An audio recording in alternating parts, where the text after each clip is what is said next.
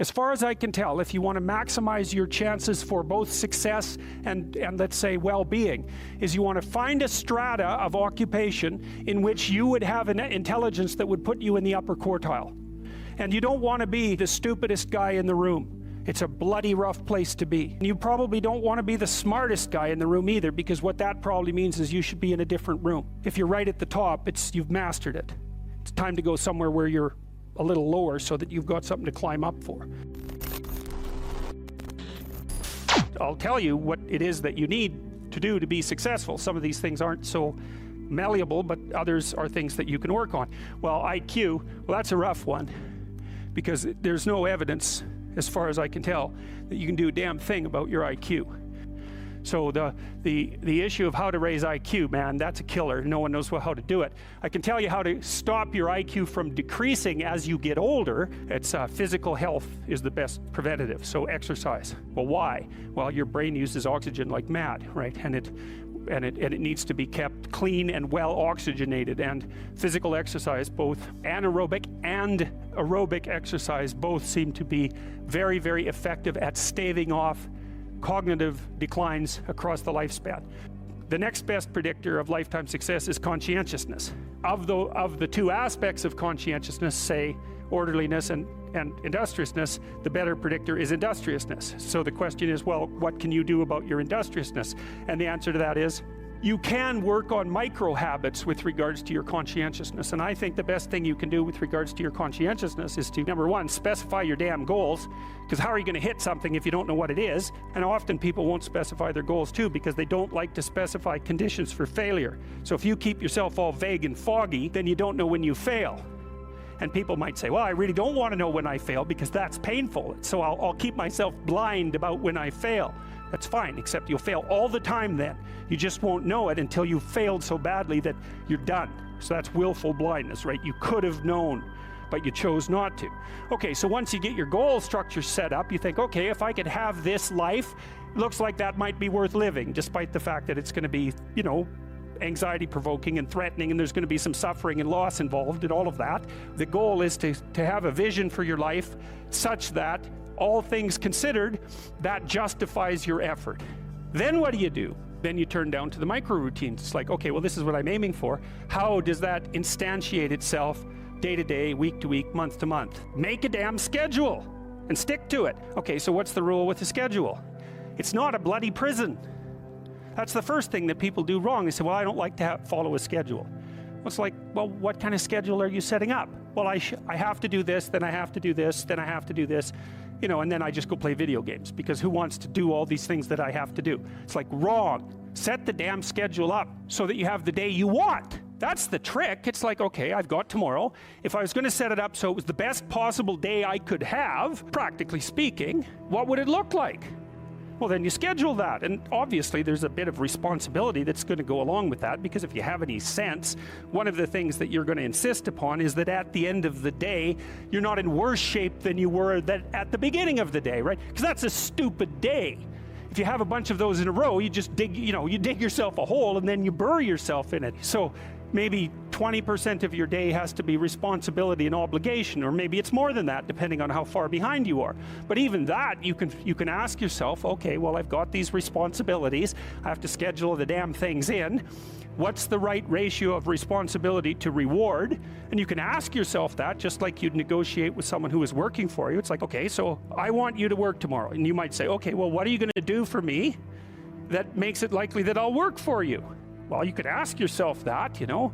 So maybe you do an hour of responsibility and then you play a video game for 15 minutes. I don't know, whatever turns your crank, man. But, you know, you have to negotiate with yourself and not tyrannize yourself like you're negotiating with someone that you care for, that you would like to be productive and have a good life.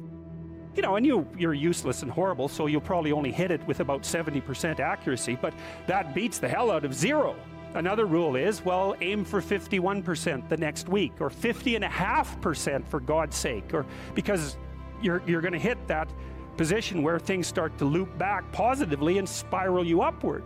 You have to understand that you're not your own servant, so to speak. You're someone that you have to negotiate with, and you're someone that you want to present the opportunity of having a good life too. And that's hard for people because they don't like themselves very much. So, you know, they're always like cracking the whip and then procrastinating and cracking the whip and then procrastinating. And it's like, God, it's so boring and such a pathetic way of spending your time. And you know what that's like because you probably waste like 6 hours a day. And I think we did an economic calculation about that a while back, right? Your time's probably worth $50 an hour. I mean, you're not getting paid that now, but you're young. And so this is investment time. And what you do now is going to multiply its effects in the future. So let's say it's $50 an hour, which is perfectly reasonable. So if you waste 6 hours a day, and you are, then you're wasting about $2,000 a week or about $100,000 a year. So like, go ahead, but that's what it's costing you every hour. But the funny thing about not assuming that is if you assume your time isn't worthwhile, what happens is you don't just sit around sort of randomly in a state of responsibility-less bliss. What you do is you suffer existentially. Here's something else you can think about when you're negotiating in your life. You want to negotiate so that you don't walk away miserable and resentful, because that makes you hostile and then you'll work to hurt them. So you might say, well, the minimal precondition for a successful negotiation is that you don't walk away resentful and angry. And so that's also how you know when you have something to say to someone. Because the rule has to be, if you're going to walk away resentful and angry, you've got something to say. Doesn't mean you're right. But it's kind of a low bar, you know. Like if I wanted to live with you for 30 years, maybe we should say, how about we walk away from our mutual negotiations thrilled? Well, why not? You know, you got to aim for something. You could aim for that. You want to negotiate with your boss for a new salary. You might think, okay, I've got this damn job. How much would I have to be paid so I'd be so bloody excited to go to work I could hardly stand it? Well, you could at least know what that number is. And then you could go there and say, well, look, you know, you like to have me around. I've been doing some thinking. I think if you paid me this amount of money, I'd be so thrilled to go to work that you could hardly even keep me away from here. And your boss might think, wow, I'd actually really like to have someone around who'd be so thrilled to work that I can't get rid of them. It's like, maybe well, I can't give you all of that. I'll give you 75%. Maybe we can renegotiate it in a year. It's like, hey, good deal. Or you can, you know, be some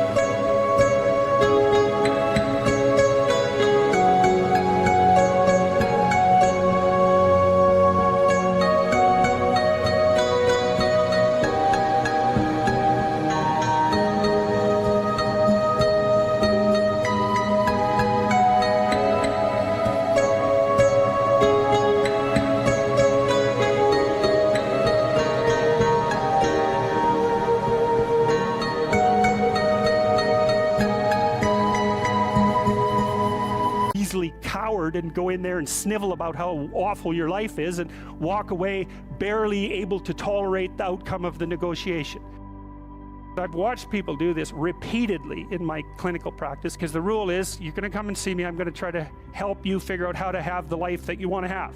And we're going to think about that strategically. So you're making $50,000 a year right now, maybe you should be making $150,000 in 3 years.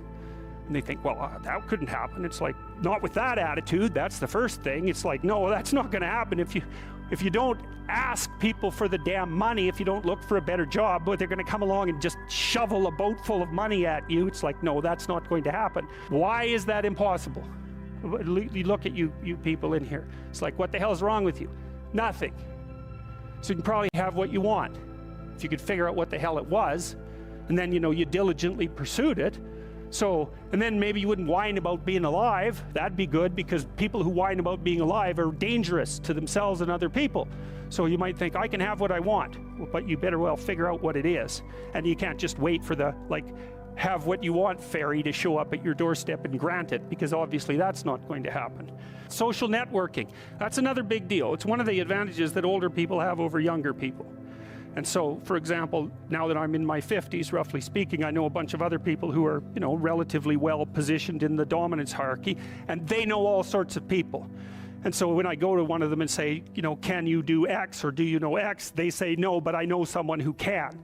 And that's a huge advantage. So another thing that you want to think about as you move through life, and this is that use your ability to network properly. And that doesn't mean schmooze, and it doesn't mean go out and impress people. That's all just complete bloody rubbish. It means you try to surround yourself with people who are competent in multiple different dimensions, and you maintain your relationships with them. And that's a trading relationship too, right? It involves reciprocity.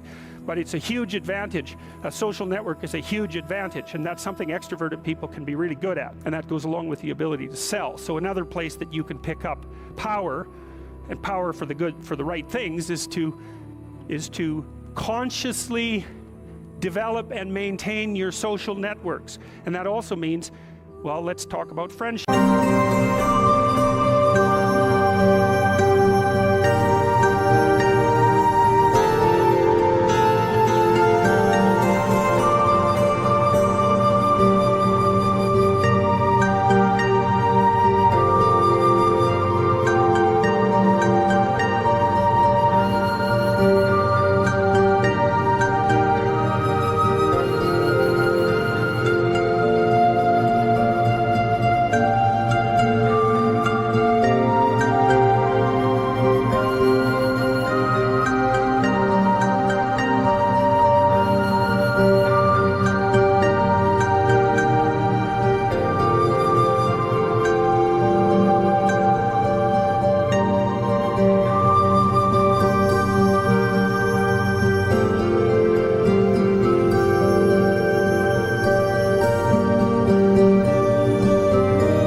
For a minute.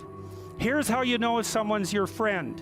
A, you can tell them bad news and they'll listen. They won't tell you why, you know, you're stupid and why that bad thing happened to you and how something worse happened to them once and, you know, derail the whole conversation.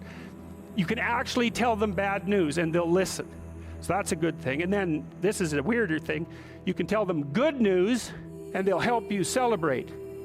And that's a really good way of deciding who you should have around you, because you come out and you sort of tell someone half-heartedly that something good happened to you, and they give you a whack and then talk about, you know, the great thing that happened to them 3 years ago, or worse, the great thing that happened to someone that they knew 3 years ago. You know, it's like, go away from that person. They're not helpful to you. It's very necessary for people at some point in their life to dedicate themselves to a single game of some sort, which is kind of what you're doing in university.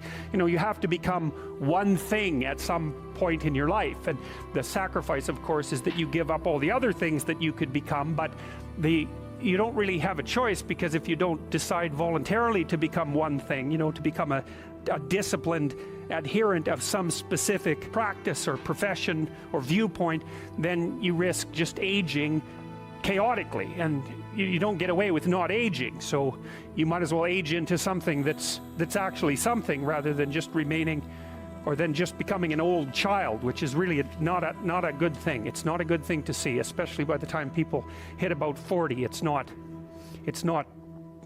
pretty for them or anyone else. And even at 30, it's getting pretty old at that point. 40, it's like it's almost irreparable at 40. And the reason for that is you start running out of opportunities. When you're young and stupid, people don't care, because they think, well, you know, whatever. You've got decades of possibility still ready to unfold in you. You can do anything you want, and hopefully anything you want for good. Because if you have any sense, everything you want to do would be for the good, because there's nothing more compelling or meaningful or useful in combating the tragedy of life than to struggle with all your soul on behalf of the good. Learn to think, learn to speak, learn to read. It makes you a superpower.